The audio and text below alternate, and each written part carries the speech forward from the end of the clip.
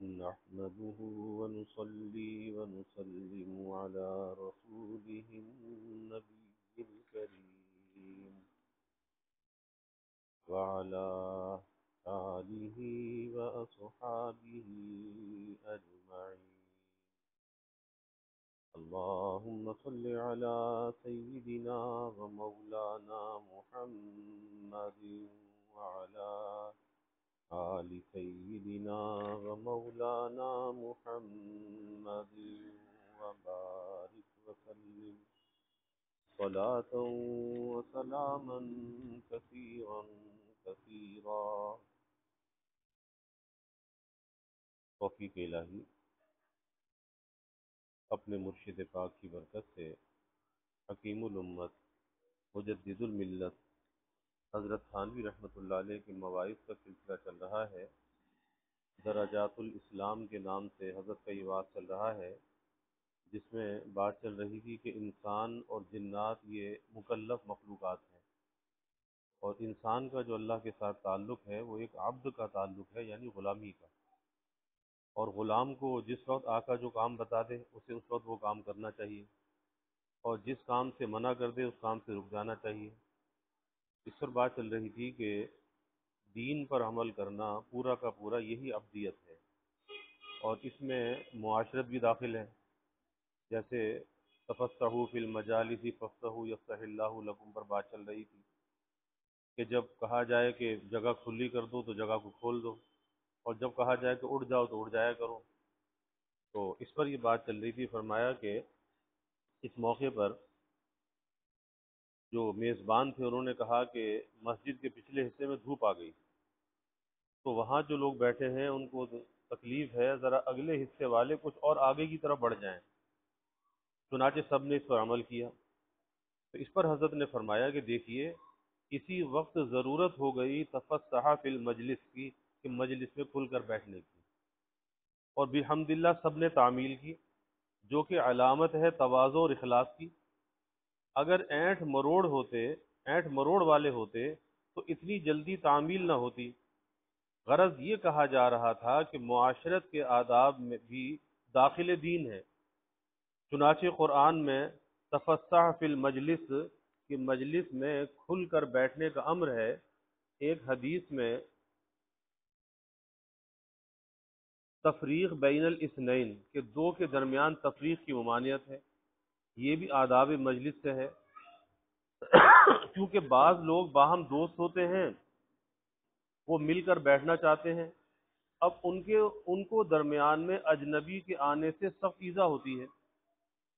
اسی طرح اس کی بھی ممانعت ہے کہ کسی کو اس کی جگہ سے اٹھا کر خود وہاں بیٹھا جائے، یہ سخت تکبر اور ظلم ہے. کسی کو اس کی جگہ سے اٹھانے کا کسی کو کچھ حق نہیں، بشرطے کہ وہ مجلس عام ہو، جیسے مسجد یا مجلس وعظ وغیرہ، کوئی خاص مجلس نہ ہو. اور کہاں تک گناؤں شریعت نے آداب معاشرت بہت بتلائے ہیں. ان کا مختصر پتہ بتلانے کے لیے میں ایک بات کہتا ہوں، وہ یہ کہ آج کل بعض قرآنوں کے ساتھ فہرست مضامین قرآنیہ بھی طبع ہوئی ہے.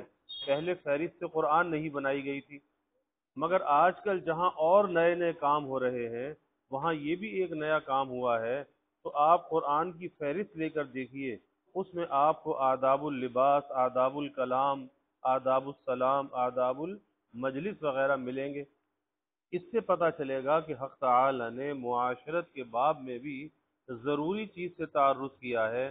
اس کے بعد حدیث کی کوئی کتاب مثلا مشکات لے لیجئے اور اس کی فہرست دیکھیے، اس میں بھی آپ کو آداب اللباس، آداب الطعام، آداب السلام، آداب المجلس اور ذم الکبر، ذم التحاجر، ذم التحاسد وتباغض، اور باب علی الاحکام من التیسیر، باب اطاعت الامراء والحکام وغیرہ وغیرہ، ہر قسم کے احکام متعلق معاشرت و سیاست و سلطنت کے ملیں گے. اور سب کے سب رسول اللہ صلی اللہ علیہ وسلم کے اقوال افعال سے ماخوذ ہیں. اور عبادت نام ہے امتثال احکام کا، اور احکام ہر قسم کے ہیں. تو انسان کی کوئی حالت عبادت سے خالی نہیں ہو سکتی، کیونکہ ہر حال کے متعلق شریعت کا ایک حکم ہے اور اس کا بجا لانا عبادت ہے، اور یہیں سے یہ بھی ثابت ہو گیا کہ اسلام میں ہمارے تمام مقاصد داخل ہیں، ہمارا کوئی مقصود اسلام سے باہر نہیں، کیونکہ اسلام کے معنی اطاعت ہی کے ہیں جو احکام کے متعلق ہوتی ہے، اور احکام سے ہماری کوئی حالت باہر نہیں، تو اسلام سے ہمارا کوئی مقصود خارج نہیں ہو سکتا۔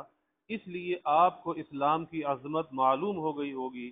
اب سمجھیے کہ اس حدیث میں جناب رسول اللہ صلی اللہ علیہ وسلم نے اسلام کے متعلق ایک ضروری بات بیان فرمائی ہے۔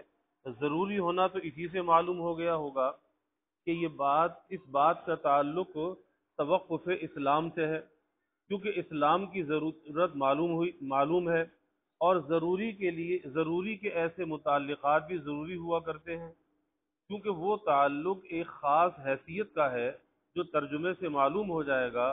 رسول اللہ صلی اللہ علیہ وسلم فرماتے ہیں کہ قریب ہے لوگوں پر ایک زمانہ ایسا آئے گا کہ لوگوں میں اسلام کا نام ہی رہ جائے گا، اور قرآن سے کچھ نہ رہے گا مگر رسم یعنی نقش یعنی حروف رہ جائیں گے۔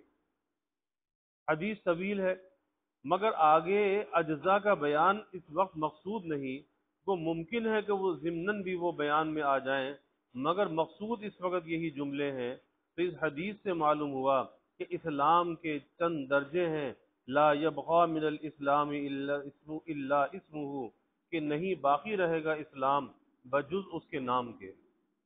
تو اس میں لفظ من الاسلام بتلا رہا ہے کہ یہ بھی اسلام کی ایک فرد ہے، وہ فرد ادنا ہی صحیح، تو ایک درجہ تو یہ ہوا کہ جس کو حضور صلی اللہ علیہ وسلم نے درجہ اسم فرمایا، یعنی نام کا اسلام۔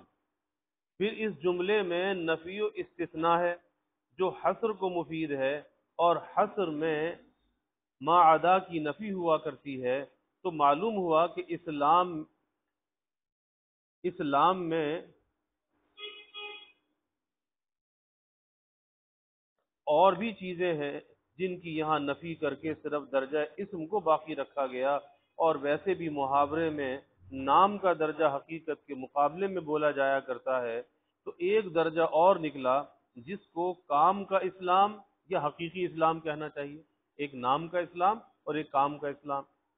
اب آپ کو معلوم ہوا ہوگا کہ اس حدیث کے مضمون کو اسلام سے کس قسم کا تعلق ہے، کہ اس میں اسلام کے درجے بتلائے گئے جن میں بعض ناقص ہیں اور بعض کامل۔ جب اس حیثیت کا تعلق ہے تو اس کی ضرورت میں کیا کلام رہا۔ پھر جب اسلام مطلوب ہے جیسا کہ بیان بھی ہو چکا، اور مسلمان کے لیے اسلام کا مطلوب ہونا بدیہی ہے، اور قاعدہ ہے کہ جو چیز مطلوب ہوا کرتی ہے اس کا درجہ کمال ہی مطلوب ہوا کرتا ہے، درجہ نقصان کسی کو مطلوب نہیں ہوتا، نہ اس پر کوئی راضی ہوتا ہے۔ مثلا تعلیم اولاد کا درجہ ایک کامل ہوتا ہے اور ایک ناقص۔ مثلا انٹرنس کا درجہ کامل ہے تو اس سے کم کے اوپر کوئی راضی نہیں ہوتا، اور اگر کوئی زیادہ مالدار ہے تو اس کی نظر میں درجہ کمال بی اے یا ایف اے، اور وہ اس سے کم پر راضی نہیں ہوتا۔ پھر خود بی اے اور ایف اے میں بھی دو درجے ہیں، ایک ناقص ایک کامل۔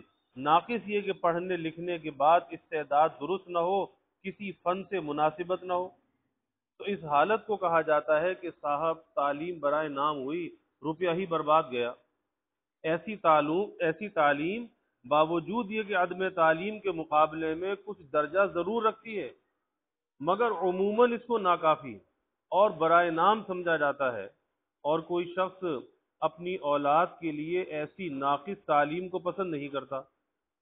اسی طرح ہر چیز کو دیکھ لیا جائے تو معلوم ہوگا کہ مطلوب میں ہمیشہ درجہ کمال مقصود ہوتا ہے، درجہ نقصان کوئی گوارا نہیں کرتا۔ جب یہ بات سمجھ میں آ گئی تو اب سمجھو کہ اسلام کے بھی مختلف درجات ہیں جن میں بعض کامل اور بعض ناقص ہیں، اور اسلام مطلوب ہے تو اسلام میں بھی درجہ کمال ہی مطلوب ہونا چاہیے، مگر افسوس ہے کہ اسلام میں ہم لوگ ناقص حالت پر قناعت کیے ہوئے ہیں، اس کے کمال کی فکر نہیں کرتے۔ سیدنا رسول اللہ صلی اللہ علیہ وسلم اسی کی شکایت فرماتے ہیں۔ یہ حدیث وہ بظاہر بصورت خبر ہے، مگر در حقیقت اس سے مقصود شکایت ہے۔ حضور صلی اللہ علیہ وسلم دراصل ہماری شکایت فرما رہے ہیں کہ تمہاری دین سے لاپرواہی رفتہ رفتہ اس درجے بڑھ جائے گی کہ ایک وقت میں تمہارا اسلام نام کا رہ جائے گا۔ ایک بار میرے ذہن میں ایک بات آئی تھی، پھر بعد میں بات تعمل یعنی سوچنے کے بعد وہ بہت مفید اور صحیح معلوم ہوئی۔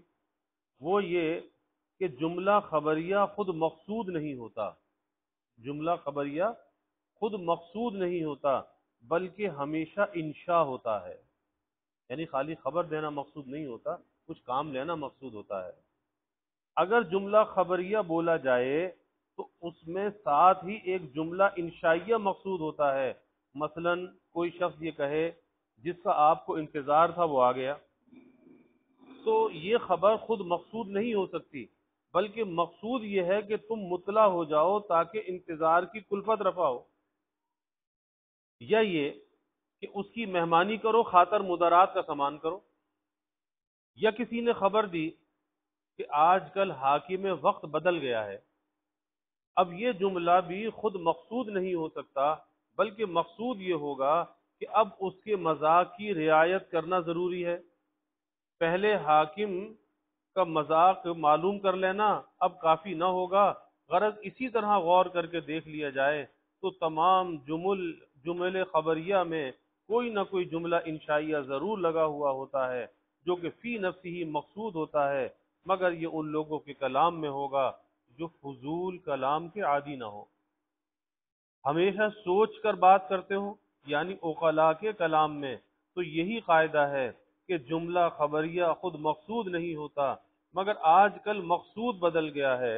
اس زمانے میں خود اخبار ہی کو لوگوں نے مقصود بنا لیا، یعنی خبر کو مقصود بنا لیا، اور آج بھی یہی ہے، جو خبر آتی ہے وہ سوشل میڈیا پہ آگے چلتی چلی جاتی ہے، کوئی رکاوٹ نہیں ہوتی، تو خبر کو مقصود بنا لیتے ہیں۔ جیسے کسی اخبار میں ایک خبر دیکھ کر بیان کر دی کہ مرزا پور میں طاعون پھیل رہا ہے، اب ان حضرات سے اگر کوئی سوال کرے کہ اس خبر سے آپ کا مقصود کیا ہے تو وہ خاموش ہے۔ ان کی خاموشی سے اس کلام کا فضول اور لغو ہونا ثابت ہو جائے گا۔ اگر یہ کلام مفید ہوتا اور متکلم نے سوچ کر اسے زبان سے نکالا ہوتا تو وہ ضرور کسی مقصود کا نام دیتا کہ میرا یہ مقصد تھا، جو صورت انشاء میں ہوتا۔ مثلا یہی کہتا کہ وہاں مسلمان آباد ہیں، دعا کرو، یا اپنی حفظ صحت کا انتظام کرو، یا وہاں جانے کا قصد نہ کرو، وغیرہ وغیرہ۔ اگر وہ ان جملے انشائیہ میں سے ایک بھی بیان کر دے تو اس کا جملہ خبریہ لغو نہ رہے گا، مفید ہو جائے گا۔ اس سے آپ کو اندازہ ہوا ہوگا کہ آج کل اکثر لوگ فضول و عبث اور لغو و لا یعنی امور میں مشغول ہیں۔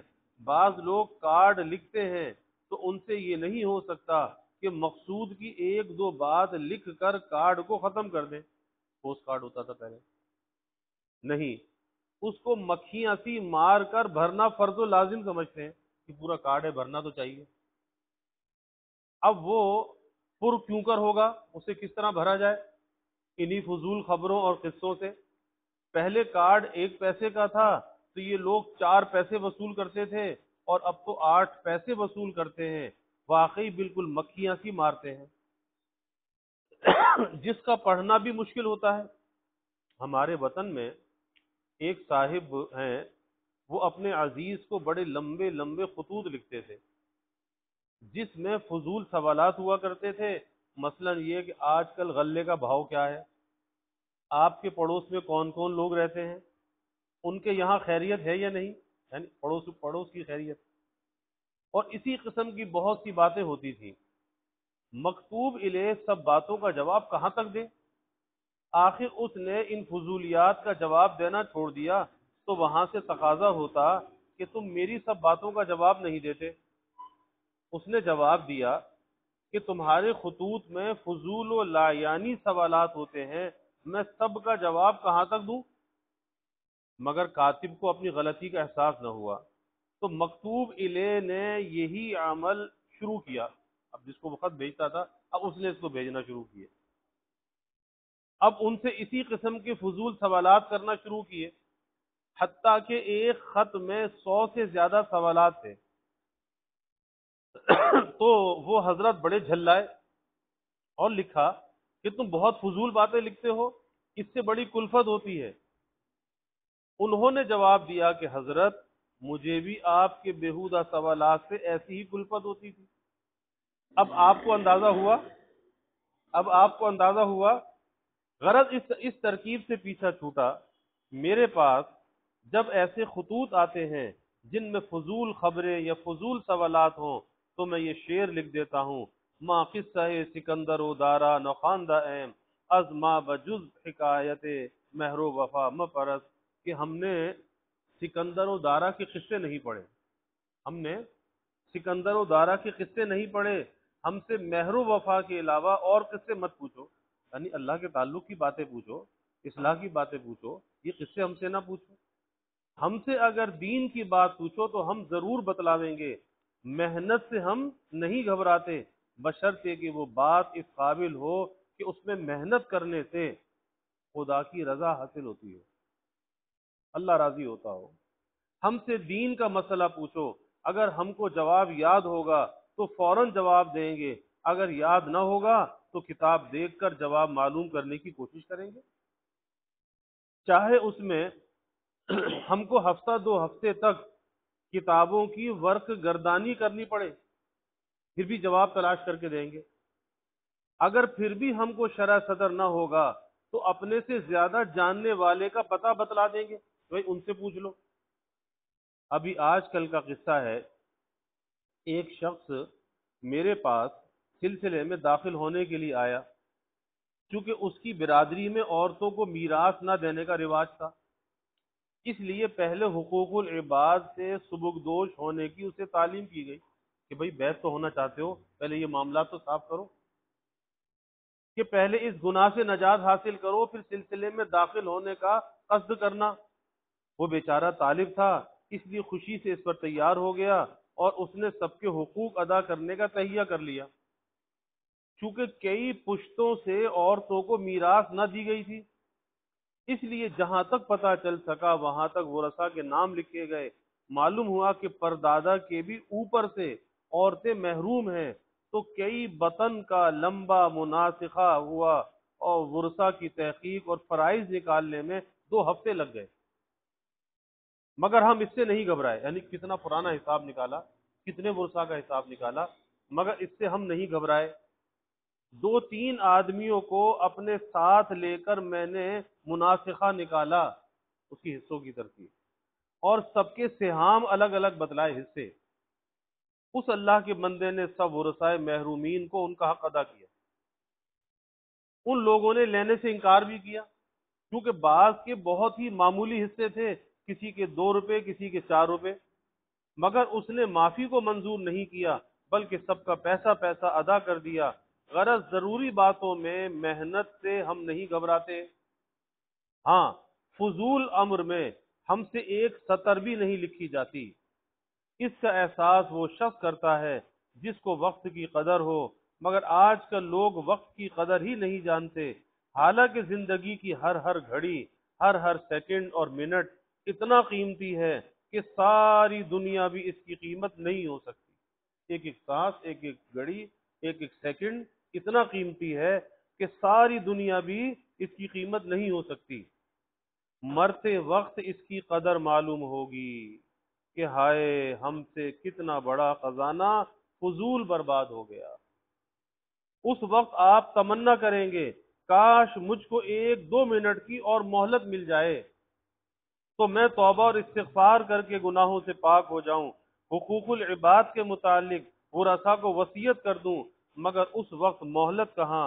اذا جاء اجلہم لا یستأخرون ساعۃ ولا یستقدمون، کہ وقت آنے کے بعد نہ 1 منٹ ادھر ہو سکے گا نہ ادھر، اور ارشاد ہوگا اولم نعمرکم ما یتذکر فیہ من تذکر وجاءکم النذیر، کیا ہم نے تم کو اتنی عمر عمر دراز اور طویل مہلت نہ دی تھی، جس میں اگر تم چاہتے تو نصیحت حاصل کر سکتے تھے، خصوصاً جب کہ تمہارے پاس ڈرانے والے بھی آ چکے تھے۔ بعض نے نذیر کی تفسیر شیب بڑھاپے سے کی، غرض وقت بہت قابل قدر چیز ہے لیکن لوگ اس کی قدر نہیں کرتے، فضول باتوں میں ضائع کرتے ہیں۔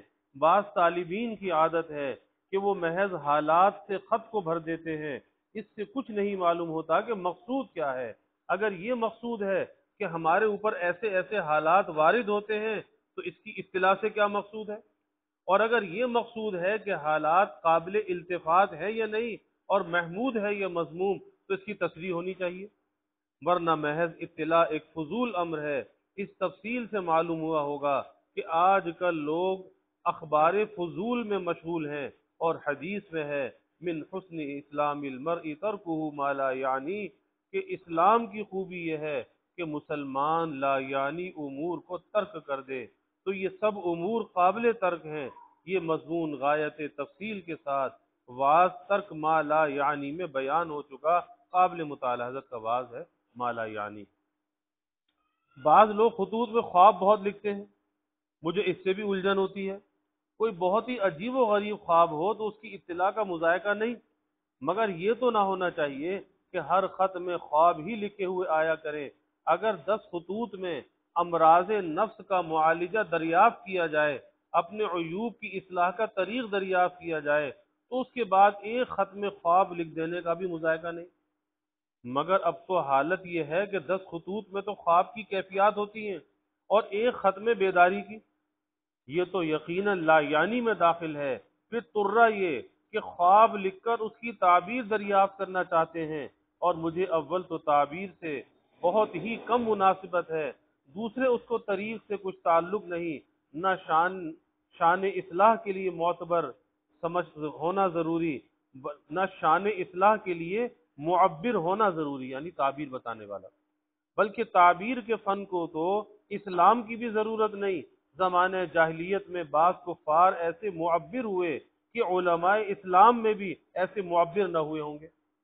تو جو فن مسلم و کافر دونوں میں مشترک ہو، تعبیر دینے کا فن مسلم اور کافر دونوں میں مشترک ہو، اس کو طریق یا بزرگی سے کیا تعلق؟ اس لیے میں کہا کرتا ہوں کہ جس خط میں خواب لکھا جائے اس کے ساتھ یہ بھی لکھ دیا جائے کہ اگر تعبیر ضروری ہو تو لکھی جائے، ورنہ کچھ ضرورت نہیں، یعنی تعبیر دینے والے کو مجبور نہیں کرنا چاہیے۔ اگر اس کے ذہن میں آ جائے بتا دے بسم اللہ، نہ بتائے تو اصرار نہ کرے، اس سے مکتوب الیہ پر بار نہیں ہوتا۔ اس لیے میں خوابوں کا جواب کم دیتا ہوں، اور اکثر تو میں یہ شعر لکھ دیتا ہوں، نہ شبم نہ شب پرستم کے حدیث خواب گویم، تو غلاب آفتابن ہمازہ آفتاب گویم۔ نہ میں شب ہوں نہ شب پرست جو خواب کی تعبیر بیان کروں، محبوب حقیقی کا بندہ ہوں، انہی کی باتیں بیان کرتا ہوں۔ خواب کا درجہ شریعت میں اتنا ہے کہ حضور صلی اللہ علیہ وسلم نے اچھے خواب کو مبشرات میں سے فرمایا ہے کہ یہ دل خوش کن چیز ہے، اور برے خواب کو تحزین من الشیطان، کہ یہ شیطان کی طرف سے حزن و ملال میں ڈالنا کہا گیا، یعنی شیطان برے خواب دکھلا کر پریشان کرنا چاہتا ہے۔ اللہ تعالیٰ کا وکیل ہے۔ الحمدللہ رب العالمین والعاقبۃ للمتقین والصلاة والسلام علی اشرف الانبیاء والمرسلین، اللہم صل علی سیدنا و مولانا محمد وعلی آل سیدنا و مولانا محمد وبارک وسلم۔ اللہم ارنا الحق حقا وارزقنا اتباعہ وارنا الباطل باطلا وارزقنا اجتنابہ۔ اللہم انا نسألک العفو والعافیہ والمعافاة الدائمہ في الدين والدنيا والآخرة، والفوز بالجنة والنجاة من النار۔ اللهم إنا نسألك من خير ما سألك منه نبيك سيدنا محمد صلى الله عليه وسلم، ونعوذ بك من شر ما استعاذك منه نبيك سيدنا محمد صلى الله عليه وسلم، وأنت المستعان وعليك البلاغ، ولا حول ولا قوة إلا بالله، وجزى الله عنا محمدا صلى الله عليه وسلم ما هو أهله، وصلی اللہ تعالی وسلم علی النبی